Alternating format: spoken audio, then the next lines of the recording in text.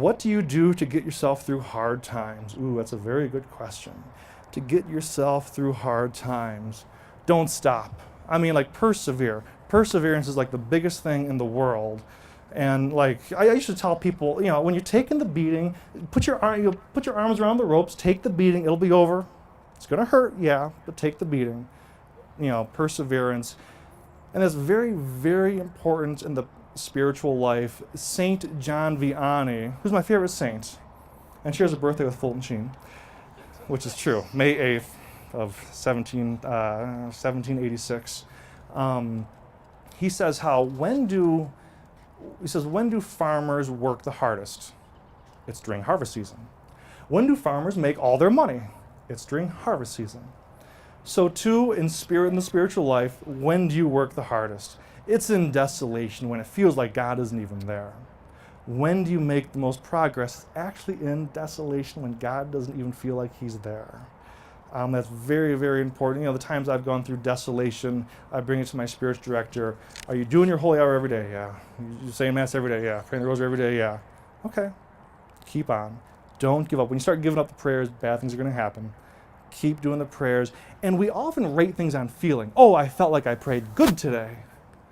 How can you judge that? I mean, we're not God. We can't judge those things.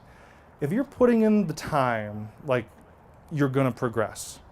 And oftentimes when it feels like you prayed bad, you actually progress a lot. I remember someone saying, there's the old saying, if it's worth doing something, it's worth doing it well. Well, sometimes if it's worth doing poorly. So make sure you get the prayers in. Even when it feels horrible, when it feels like God isn't there, make sure you get the prayers in. Perseverance, that'd be the key word, perseverance. I'm getting better at hitting the fire. Chris, how much more time do I have? 5 minutes?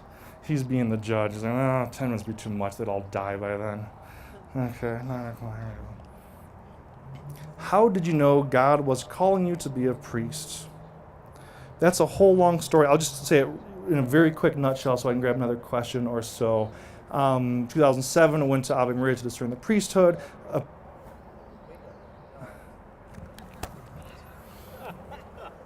Every once, you can find this on YouTube, but there was a priest doing baptisms and he holding a microphone like this. No, it wasn't baptisms, it was sprinkling the crowd. He's holding a microphone like this, he says the prayer, and then he grabs the microphone. Of course it dies, but okay. 2007, went to Ave Maria University to discern that the priesthood was not for me. After a while, I went to confession. The priest said, okay, for the next week, go to Mass every day. Pray the rosary every day. Do 15 minutes of silent adoration every day.